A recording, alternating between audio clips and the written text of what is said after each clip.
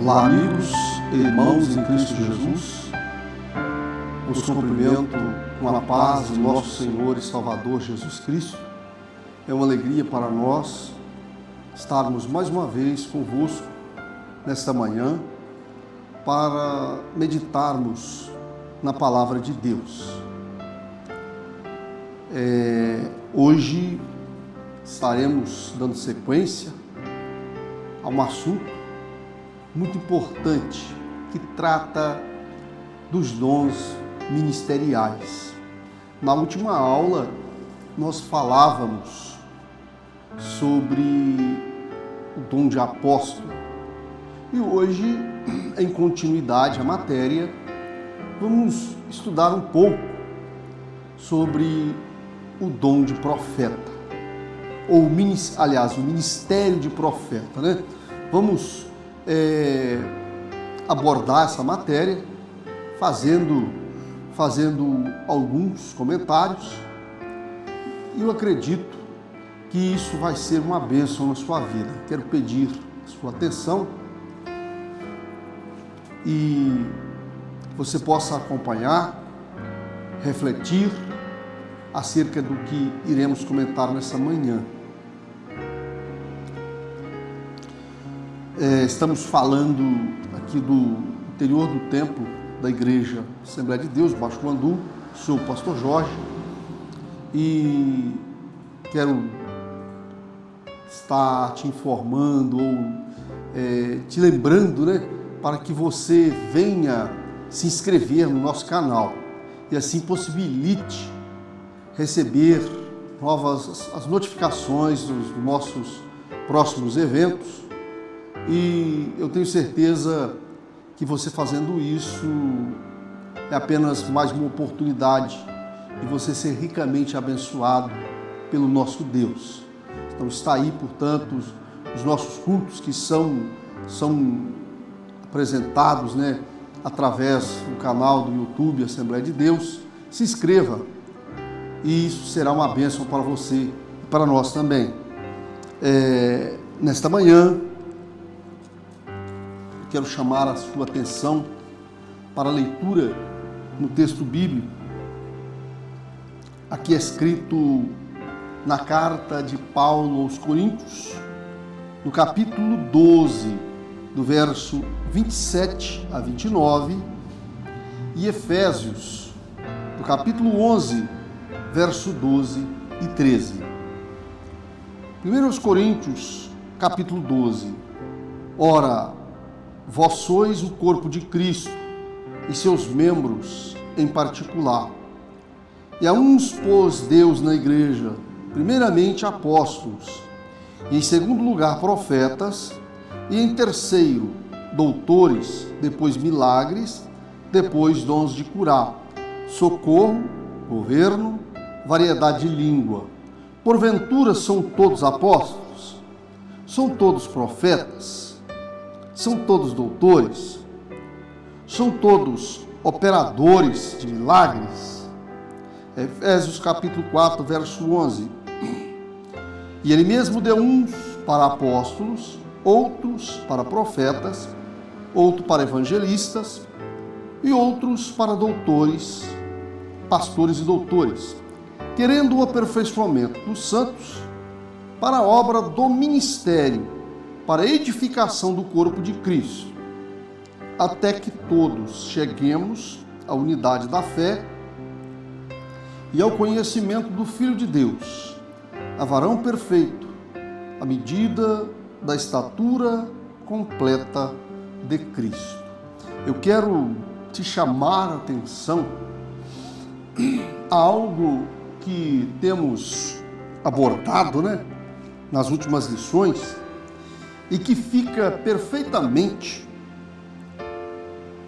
evidenciado nesse versículo 13, que esses ministérios, os dons de Deus, têm um objetivo. E olha só o objetivo. Qual o objetivo dos dons de Deus? O que Deus pretende através da concessão dessas bênçãos àqueles que crerem. É importante que você considere essa realidade. Notem bem, o versículo 12 e o versículo 13 de Efésios capítulo 4 fala com muita clareza acerca disso. Querendo, essa é a vontade de Deus, querendo o aperfeiçoamento dos santos, para a obra do ministério, para a edificação do corpo de Cristo, até que todos cheguemos à unidade da fé e ao conhecimento do Filho de Deus, a varão perfeito, à medida da estatura completa de Cristo. Ou seja, Deus objetiva, através das suas dádivas indescritíveis, que cheguemos com esses benefícios a varões perfeitos, que alcancemos a perfeição, que venhamos conhecê-lo como ele é, e que nos termos dessa palavra, até que cheguemos à unidade da fé, ao conhecimento do Filho de Deus, a varão perfeito, à medida da estatura completa de Cristo. Então, olha o objetivo de Deus através dessas bênçãos que Ele notoriamente tem nos concedido, correto? Fazendo a leitura da introdução. A lição dessa semana versa sobre o dom ministerial de profeta. Estudaremos alguns aspectos deste dom à luz da Bíblia, mas também considerando o contexto histórico e cultural do Antigo e do Novo Testamento. O ministério de profeta é altamente importante para os nossos dias, pois, de acordo com o ensino dos apóstolos, tal ministério tem um valor excelso para a igreja de qualquer tempo e lugar. Correto? Iremos abordar esse tema, destacando aí a sua importância para a igreja de Deus, para a edificação do corpo de Cristo, enfim, visando alcançarmos essa benesse da parte de Deus, aquilo que Ele preparou para nós. Pois, tendo todos, alguma coisa, é o sentido que a gente apresenta e fala, discute todas as vezes que entramos neste assunto, se diz respeito à nossa perda, se diz respeito àquilo que nós perdemos, aonde nós fomos depreciados, onde ocorreu o prejuízo. E Deus, evidentemente, em todo esse processo, permite-nos e coloca-nos à disposição a oportunidade de resgatarmos o tesouro perdido, correto? Se pensarmos dessa forma, nós vamos entender. É só pensarmos que um dia nós vivíamos através de Adão e de repente entra o pecado, o que nos sobrou foi a morte. O pecado gerou morte. O pecado gera separação de Deus, porque todos pecaram, todos destituídos da glória de Deus. E agora, em Cristo Jesus, nós temos a oportunidade de nos reabilitarmos, de nos reabilitar diante dele, de alcançarmos aquilo que nós perdemos outrora. E esses dons, os recursos, as bênçãos de Deus, portanto, leva-nos a essa perfeição, correto? De um dia fora da presença de Deus para a presença de Deus. O profeta do Antigo Pacto. Conceito. O profeta do Antigo Testamento era a pessoa incumbida para falar em nome de Deus. O Altíssimo fazia dele o seu porta-voz, um embaixador que representava os interesses do reino divino na terra.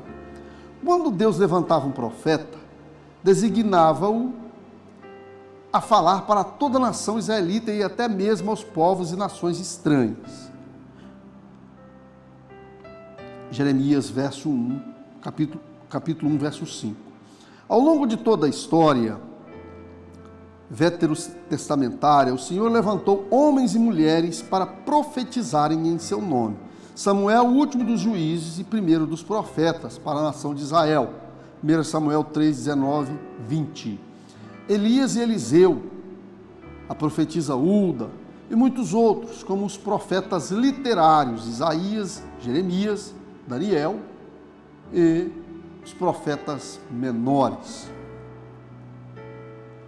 Notem bem, esse é o conceito de profeta. Profeta, na verdade, foram homens levantados por Deus para que eles fossem instrumentos nas mãos de Deus, para que através deles Deus falasse ao povo de Israel e até mesmo a outras nações.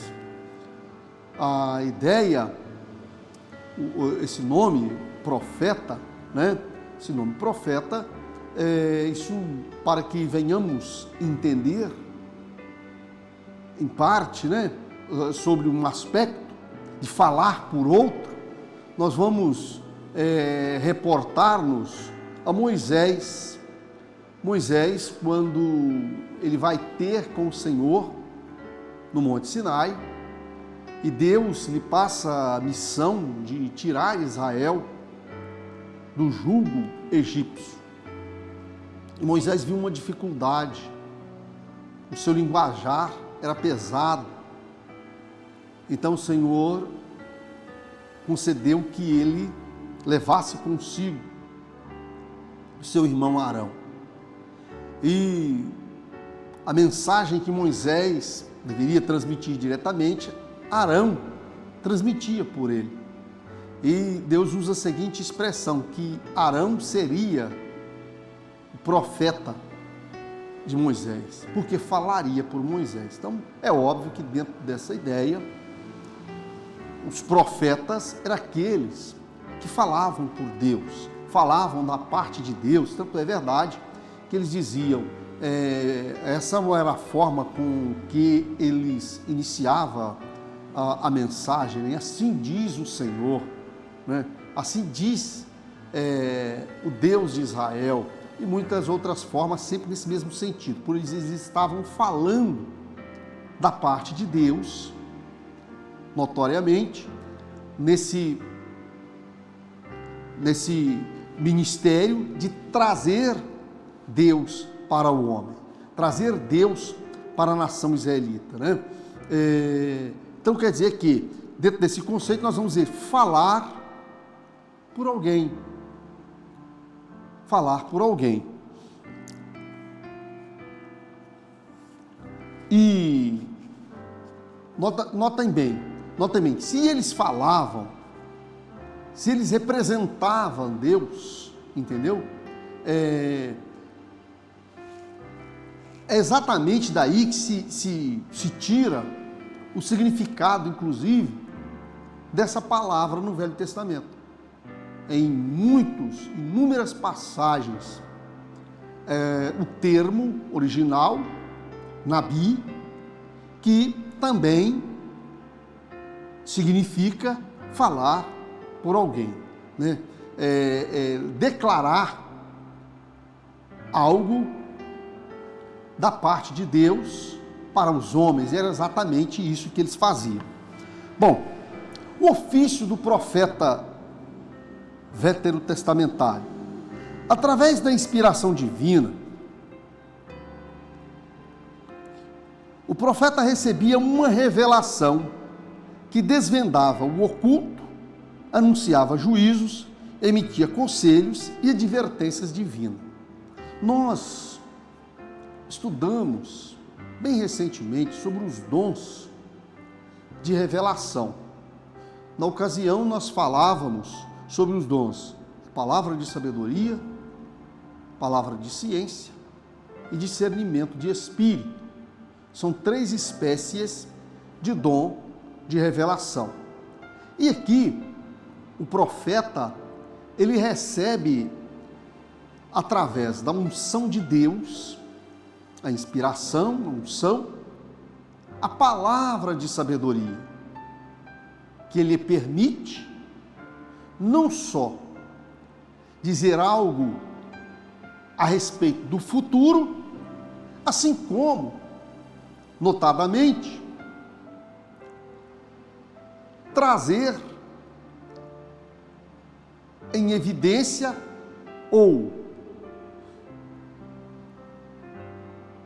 dizer algo que está acontecendo em oculto, porque, na verdade, como nós sabemos, Deus, da sua onisciência, da sua onipresença, ele concede um fragmento, parte ao homem. E exatamente isso é a revelação, é o saber que vai significar essa parte, que é exatamente o que funciona, o que representa essa característica, esse ministério de profeta, correto? Vejam bem, através da inspiração divina, o profeta recebia o quê? Uma revelação. Revelação, no caso, a palavra de sabedoria. E anunciava juízos, emitia conselhos, advertências divinas. Vejamos, quando Elias se aproximou de Acabe, por exemplo, que havia desviado do caminho do Senhor e levava Israel a se dobrar diante de Baal. Olha o que a palavra do profeta Elias representou para o rei Acabe. Aquela situação em que Elias disse que não haveria nem chuva nem orvalho em Israel por determinado período. E realmente aconteceu conforme a palavra de Elias. Aquilo ali, quer dizer, o que Elias estava fazendo? Primeiro, dentro do conceito, ele estava falando da parte de Deus. E segundo, no seu ofício, para falar na parte de Deus, ele recebia essa revelação e falava usando, evidentemente, a palavra de sabedoria, a qual ele veio advertir ao rei Acabe sobre o juízo de Deus, sobre o reinado dele sobre Israel por causa dos pecados de Acabe, que fazia com que Israel se prostituísse diante dos deuses estranhos. Expressões como: veio a minha palavra do Senhor, assim diz o Senhor, né? Foi o que Elias falou, assim diz o Senhor, por 3 anos não haverá chuva nem orvalho em Israel. Eram fórmulas usuais para o profeta começar a mensagem divina. Os símbolos e visões também eram formas de Deus falar através dos profetas ao seu povo. O profeta também exerceu um importante papel de conselheiro na história do reinado de Israel. O profeta, veja bem, símbolos e visões. Vamos lembrar aqui do profeta Daniel, quando Nabucodonosor teve um sonho e quis saber o resultado. Nesse caso específico, nenhum dos sábios da Babilônia, os adivinhos, os sátrapas, nenhum dos sábios, aqueles que eram dotados nessa área, puderam interpretar o sonho do rei babilônio. E quando este, aborrecido, diante daquele quadro, chegou ao ponto de anunciar a morte de todos esses sábios, alguém chegou para ele e disse que lá na Babilônia tinha um dentre os cativos de Israel que poderia interpretar o sonho dele e dar o significado do sonho dele. Agora é importante você entender o seguinte: não é que Nabucodonosor chegava para os sábios e contava o que ele tinha sonhado. Ele não contava o que ele tinha sonhado, ele queria saber a interpretação do sonho, só que eles tinham que saber o que ele sonhou na cama dele. Porque seria muito fácil se ele chegasse e contasse o que ele sonhou, qual foi o sonho dele, para alguém emitir ali o significado daquele sonho. Aí seria muito fácil, mas o problema é ele queria saber o que ele tinha sonhado, só que não contava, ninguém sabia o que ele tinha sonhado, só ele mesmo e Deus. E foi exatamente o que Daniel fez. O que Daniel fez? Ele foi, chamou seus amigos e foram orar, buscar a Deus o socorro do céu. E Deus mostra a Daniel. Quer dizer, quando Deus mostra a Daniel o significado do sonho de Nabucodonosor, isso é a palavra, é a revelação. É a revelação que é algo natural na vida do profeta. A revelação de algo que iria acontecer no futuro. Algo que ia acontecer com o rei no futuro. Contudo, após a divisão do reino de Israel, o profeta passou a ser perseguido, pois a sua profecia confrontava diretamente a prepotência da nobreza, dissimulação dos sacerdotes e injustiça social. Aliás, isso é exatamente o que aconteceu, por exemplo, na época do reinado de Acabe, pois essa divisão a que se refere o comentarista se diz respeito ao período de Jeroboão, quando o reino Israel foi dividido em dois reinos, reino do norte e reino do sul. E foi exatamente o reino do norte aonde que houve mais impiedade, mais se distanciaram da presença de Deus. E foi aí que essa ênfase dos profetas condenando essa prevaricação de Israel, dos seus reis, dos sacerdotes, né? Esse distanciamento de Deus, correto? E, por conseguinte, como esses profetas foram perseguidos? Por falar a verdade. Por se referir a profetas perseguidos, poderíamos citar Jeremias. Como foi perseguido Jeremias? Como sofreu? Que profeta que sofreu? Jeremias, por falar da parte do Senhor. Deus lhe revelava, lhe dizia o que ele deveria falar, e quando Jeremias falava a verdade da parte do Senhor, ele recebia por parte dos reis de Israel, por parte do povo judeu, desprezo. Foi tão grande o sofrimento de Jeremias que ele chegou a pensar no seu coração de não falar mais a ordem do Senhor. Contudo, isso ardia no seu peito, nos seus ossos, como fogo, e ele não conseguia deixar. Mas fica bem claro aqui, fica registrado essa perseguição sobre os profetas, né? De acordo com o dicionário teológico, o profetismo foi um movimento que surgiu no período aproximado do século VIII a.C., tanto em Israel quanto em Judá. Tinha por escopo a restauração monoteísta hebreia, combatendo a idolatria, denunciando as injustiças sociais, proclamando o dia do Senhor e reavivar a esperança messiânica. Foi nesse tempo que os verdadeiros profetas de Israel foram cruelmente surrados, presos e mortos. Correto? Quantos desses profetas foram mortos? Por denunciar o pecado, a transgressão da nação. Nós lembramos de Elias, quando ele após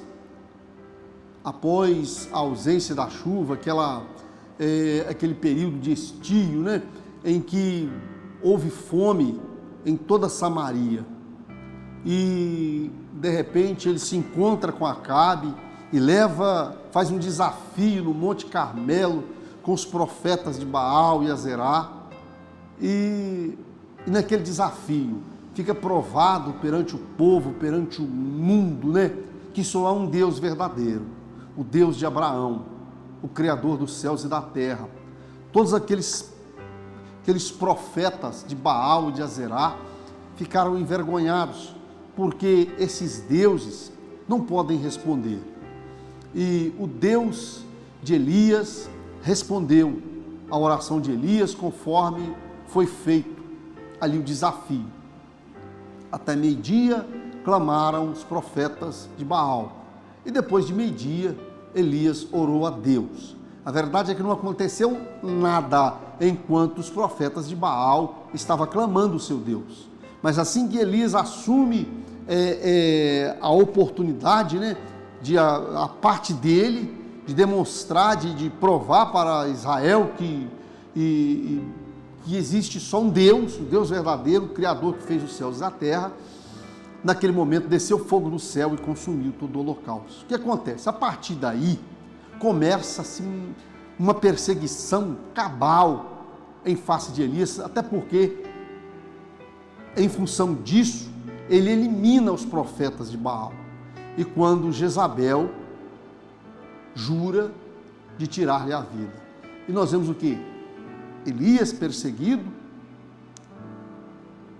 vai se encontrar num determinado momento, deprimido, desesperado, e lá embaixo de um pé de zimbro, em seu ânimo, pede Deus a morte, porque eu imagino a depressão e a pressão psicológica que ele estava vivendo diante daquela perseguição promovida pelo Estado de Israel.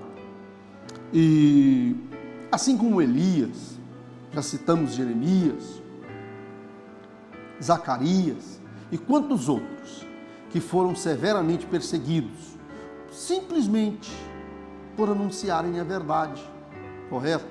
Simplesmente pelo fato de serem instrumentos nas mãos de Deus, eles foram perseguidos, surrados e mortos.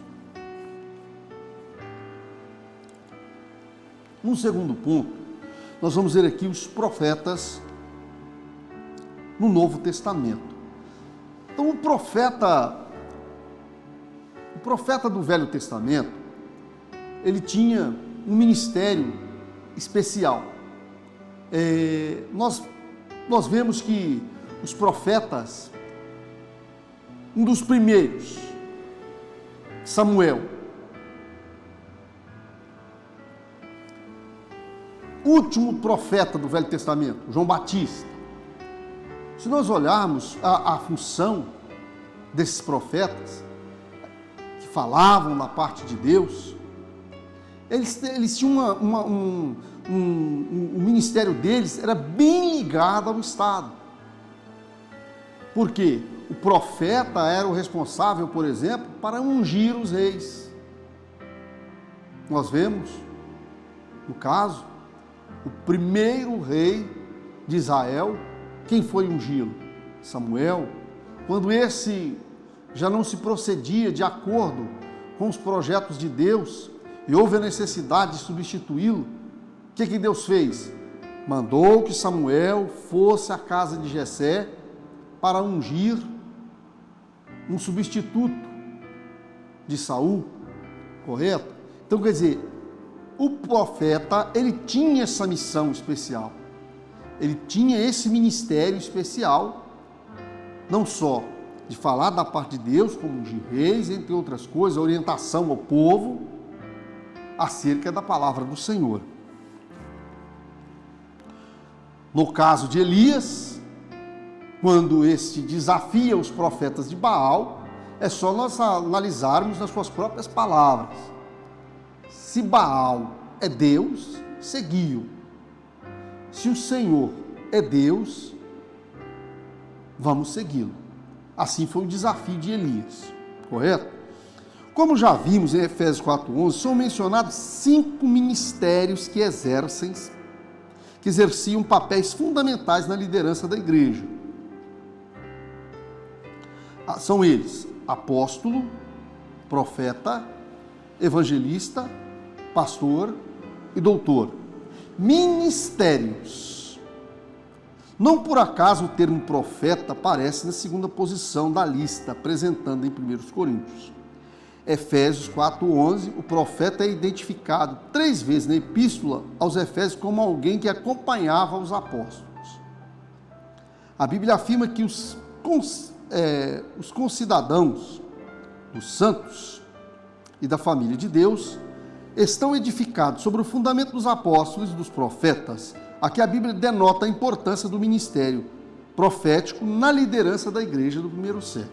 Bom, qual seria, então, a diferença quando nós falamos de um profeta do Novo Testamento e um profeta do Velho Testamento? Afinal de contas, qual a diferença? Pois temos ouvido que o ministério profético terminou em João Batista, né? E esse profeta do Novo Testamento? Primeira coisa, é necessário fazer uma diferença entre o ministério profético e o dom de profecia, correto? Dom de profecia, um dos dons de expressão, de elocução. É necessário fazer uma diferença entre uma coisa e outra, o ministério de profeta e o dom de profecia. Notem bem que, quando nós falamos de profeta, nós estamos falando de um ministério. No Velho Testamento, tivemos os profetas com esta missão especial de falar, de representar Deus na terra.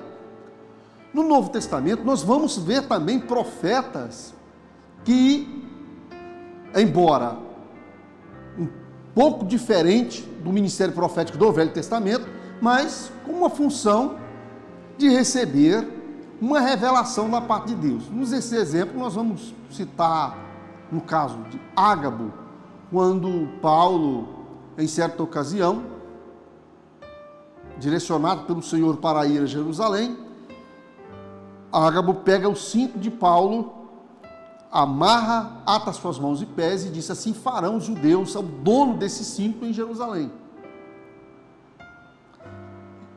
e os entregarão aos romanos. Quer dizer, e aquilo de fato aconteceu.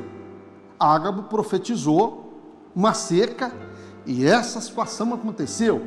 Então, quer dizer, um tipo de profeta no Novo Testamento, e que esse profeta do Novo Testamento está relacionado a um ministério.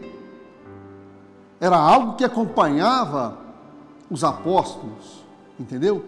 Era algo que acompanhava os apóstolos. E, por exemplo, entre os livros do Novo Testamento, nós temos um livro profético, o livro de Apocalipse, que é um livro que noticia fatos do porvir, escatológicos, do futuro, correto? Agora, é necessário fazer a distinção entre esse ministério profético e profecia, porque a profecia é um dom de elocução, e inclusive, como nós vemos na palavra de Deus, nem todos foram chamados para profetas. Ora, quando a palavra diz que a uns ele deu para apóstolos, outros para profetas, outros para pastores, quer dizer, e assim sucessivamente, quer dizer que nem todos são apóstolos, nem todos são pastores, nem todos são profetas, correto? Mas, se levarmos em conta o dom de profecia, Paulo já fala o contrário. Ele diz o seguinte: todos podereis profetizar. Eu estou dizendo que nem todos serão profetas. Uns serão chamados, com esse dom especial. Mas todos podereis profetizar. Então, quer dizer, quem é usado num dom de profecia não é esse profeta do ministério de profeta. Correto? Não confunda uma coisa com a outra. O dom de profecia é o dom de elocução. Pode até ser que alguém que seja profeta, do ministério profético, tenha o dom de profecia, mas não significa necessariamente que uma coisa é a outra, correto?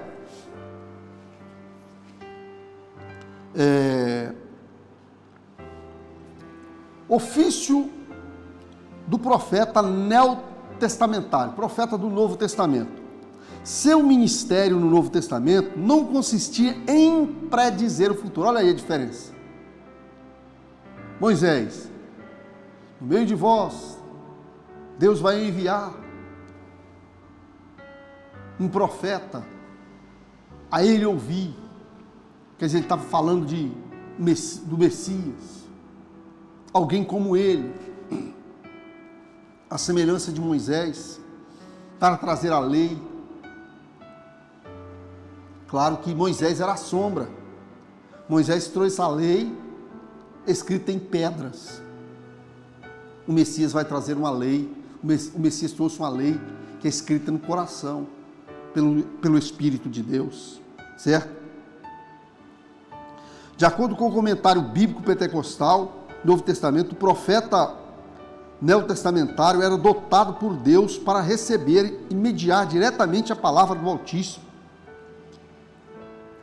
Apesar de ele, algumas vezes, predizer o futuro, conforme instrui-nos a Bíblia de Estudo Pentecostal, seu ofício consiste em proclamar e interpretar a palavra de Deus por vocação divina.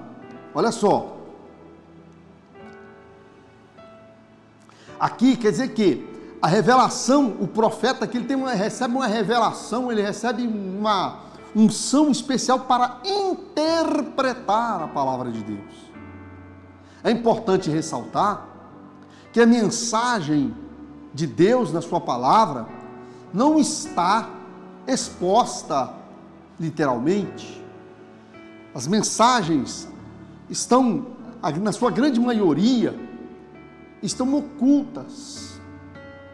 Aliás, é exatamente isso que diz as Escrituras, que os sábios e poderosos leem e não entendem, porque a eles ela é oculta, mas é revelada aos pequenininhos.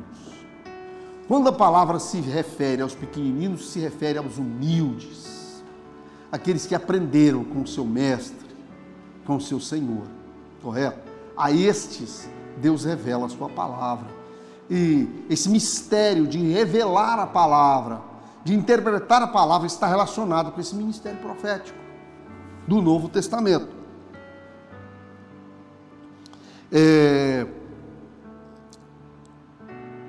Seu ofício consiste em proclamar e interpretar a palavra de Deus por vocação divina, com vistas a quê? A demonstração, exortação, ânimo, consolação e edificação da igreja. Enfim, qual o objetivo? Não é porventura levar essa igreja ao aperfeiçoamento? Levar o homem a alcançar um crescimento espiritual e prosperando espiritualmente, até que um dia ele alcance a estatura perfeita de Cristo? Não é isso que as Escrituras diz, que hoje nós somos como os filhos, mas um dia nós o veremos como ele é? Quer dizer, essa ideia que a palavra prega, que nós um dia seremos como semelhante a ele, se seremos semelhante a ele, isso é um aperfeiçoamento, isso é elevar-nos à estatura de Cristo, isso é resgatarmos aquilo que perdemos outrora, certo? E é o que esse ministério profético exorta. Era dever do profeta do Novo Testamento, assim como para o do Antigo Testamento, desmascarar o pecado, proclamar a justiça, advertir o juízo vindouro, combater o mundanismo, a frieza espiritual entre o povo de Deus. Quer dizer, dentro dessa perspectiva, verifica-se um estreitamento entre esses ofícios proféticos do Velho Testamento e do Novo Pacto, pois ambos objetivam ministrar a palavra de Deus nesse aspecto, combater o pecado, a frieza espiritual. É claro que tudo isso é feito com um sentimento nobre, que é o amor. A palavra de Deus diz que aquele que ama, aliás, é fiel à ferida do que ama, mas falso e enganoso é o beijo do que aborrece. Quando Elias, por exemplo, anunciou aquele juízo sobre Israel, não era que ele odiasse Israel, não era porque Deus estava desejando destruir Israel. A ira de Deus evidentemente se levantou por causa do pecado. Evidentemente que, havendo arrependimento,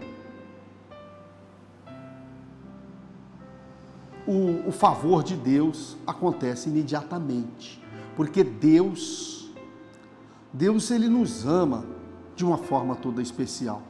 O pecado é que distancia o homem de Deus, mas ele, a partir do momento que o homem deixa o seu mau caminho, ele recebe a proteção do Altíssimo. Por causa da mensagem de justiça que os profetas apresentam em tempos de apostasia e confusão espiritual, inclusive na igreja, não há outro jeito. Ele totalmente será rejeitado e perseguido por muitos. Aquele que fala a verdade não é bem aceito. Ele costuma trazer desconforto para aqueles que estão andando no caminho do erro, correto? Objetivo do dom ministerial de profeta. Dom ministerial de profeta, não é o dom de profecia. A função do profeta do Novo Testamento é apresentada por Paulo, mesmo no bloco dos versículos em que ele menciona os 5 ministérios em Efésio. Ou seja, o profeta é chamado por Deus a levar a igreja de Cristo a uma plena maturidade cristã. E é óbvio que, para ele conseguir que a igreja galgue por esse caminho e chegue a esse ponto, o que vai lhe servir de instrumento? Qual a instrumentalidade de que ele vai se valer para levar a igreja à maturidade espiritual? Qual a ferramenta do profeta? A palavra de Deus. A palavra de Deus. A palavra de Deus, ela purifica, ela edifica, consola.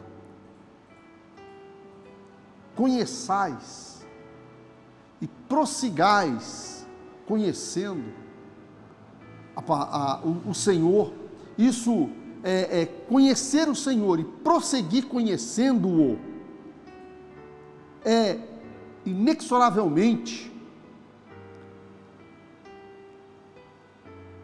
essencial, é indiscutível para o nosso crescimento espiritual. Correto? É essencial, é fundamental quando você conhece a Deus. E para conhecer a Deus, só uma forma de conhecer o Senhor, através da sua palavra. É através da palavra de Deus. E o profeta usa esse recurso da palavra de Deus para levar alguém à maturidade espiritual. E é óbvio que, dentro desse processo, a parte ruim, ou seja, a banda podre, né, vamos dizer assim, que é o pecado, sem dúvida, ela é denunciada.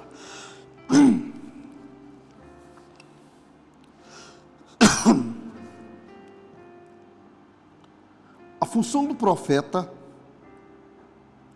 do Novo Testamento é apresentada por Paulo no mesmo bloco de versículos, sem que ele mencione os 5 ministérios de Efésios. Ou seja, o profeta é chamado por Deus a levar a igreja de Cristo a uma plena maturidade cristã, pois, como um organismo vivo, a igreja, o corpo de Cristo, deve desenvolver-se para a edificação em amor, para que seja uma realidade.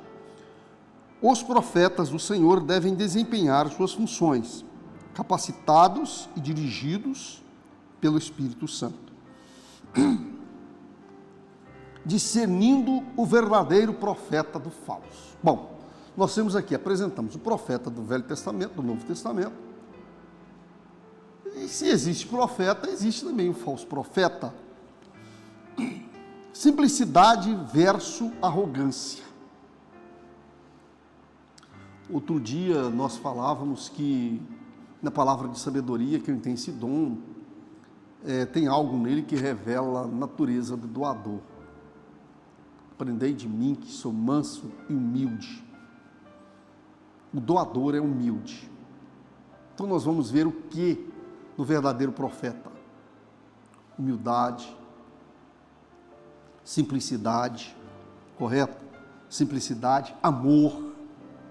Porque mesmo quando ele exortar alguém, ainda que seja as suas palavras fortes, elas são ditas com significado especial, objetivando um fim benigno, que é a salvação dessa pessoa, que é a recuperação dela. O verdadeiro profeta, ele é dirigido pelo amor de Deus, até porque quem está por trás dele é o próprio Deus, ao passo que o falso vê a sua arrogância. Ainda que a palavra seja de juízo, o coração do profeta transborda de amor e a sua conduta simples demonstra a quem ele está servindo, o Deus de amor. Lembremos-nos de Jeremias, Oséias, do próprio Senhor Jesus. Já o falso profeta só pensa em si, em seus status e benefícios. Profetiza no escopo da autopromoção. Ele mente, ilude e engana. Lembremos-nos de Ananias, o profeta mentiroso que enfrentou Jeremias. Jesus disse que nós não deveríamos crer em todo espírito. Bom, quando eu falo para não crermos em todo espírito, eu estou dizendo que por trás de um profeta tem um espírito. Por trás de um profeta tem um espírito. E a palavra de Deus orienta-nos a examinar se esses espíritos procedem ou não de Deus. Exatamente para que você não venha cair nos enganos dos falsos e dos enganadores.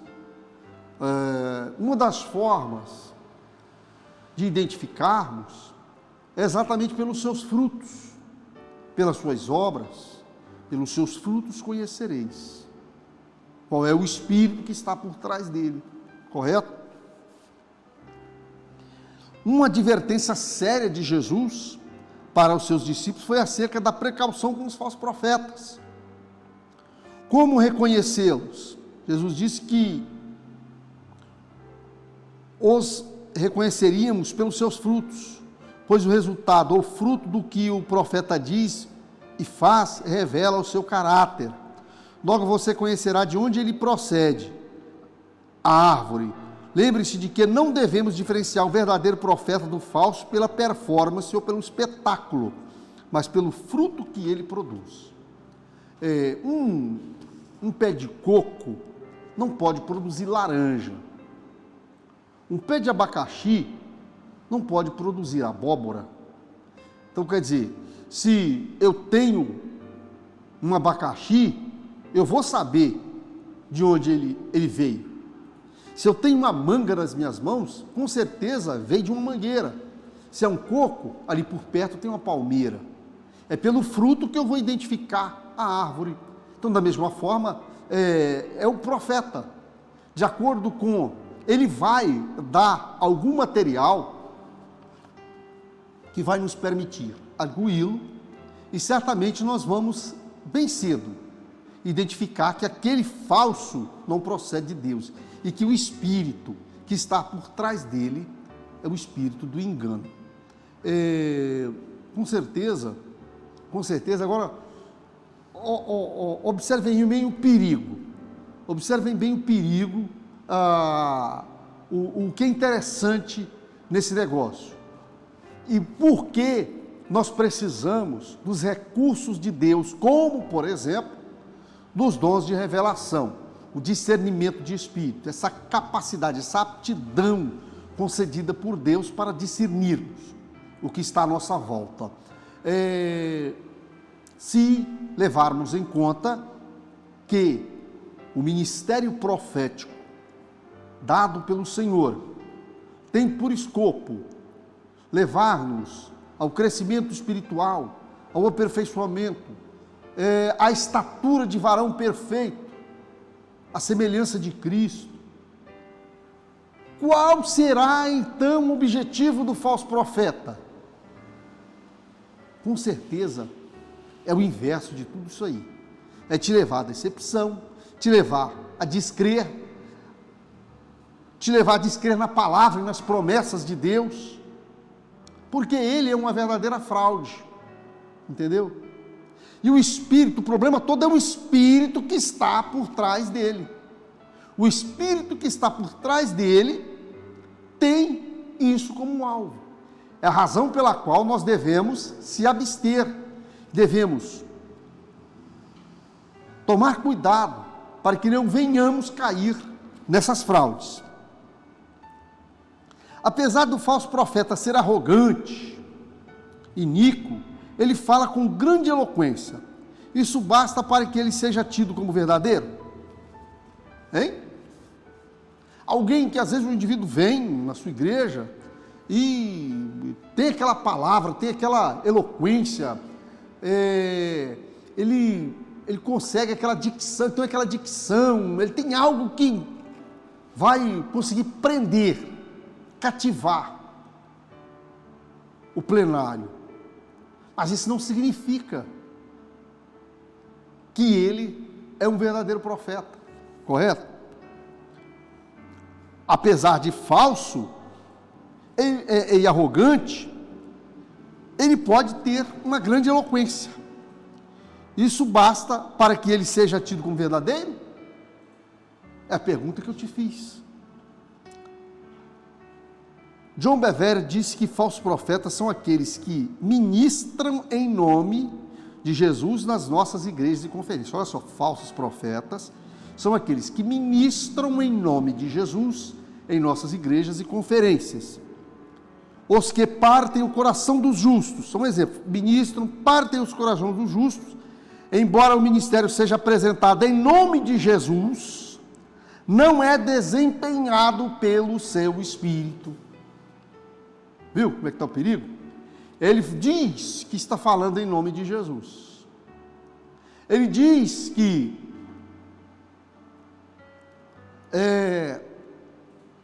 o trabalho que ele está fazendo, o que ele está ministrando, tem por escopo o crescimento da igreja. Mas na realidade ele está, o espírito que está por trás dele, está exatamente buscando, pleiteando o inverso. O que esse espírito quer é exatamente a sua derrota, quer que você se distancie de Deus, é exatamente o inverso, né? Não tenha medo, na autoridade do Espírito de Deus, acautere-se dos falsos profetas, seja prudente, o Espírito Santo, mediante o Evangelho, te fará discernir a procedência desses enganadores. Não se deixe conduzir por ele. Quer dizer, a palavra de Deus, nesse aspecto, nos aconselha, nos nos esforça, né, que não tenhamos medo, né? Não tenhamos medo. É aquela palavra, né? Aquela palavra que foi dita a Josué: não pasmes, nem te espante. Olha só, não pasme, nem te espante, porque o Senhor teu Deus é contigo, por onde quer que andares, né? Esforça-te, tenha bom ânimo, esforça-te, não se preocupe, não se desespere. Lembre que o Senhor está do seu lado e com certeza Ele vai te dar força para você vencer todo esse desafio. Eu quero, vamos à conclusão, né? Acabamos de estudar o exercício do ministério de profeta no Antigo e no Novo Testamento. Vimos que tal ministério, juntamente com o dos apóstolos, era um dos pilares na liderança da igreja do primeiro século, Efésios 2, verso 20. Apesar de, ao longo da história da igreja, o ministério de profeta ter perdido a proeminência, sabemos o quanto ele é importante para a vida espiritual da igreja de Cristo. O profeta do Senhor, como autoridade e sabedoria divina, deve desmascarar as injustiças, o falso profetismo e primar pela edificação da igreja do Senhor Jesus. Que Deus levante os legítimos profetas, né?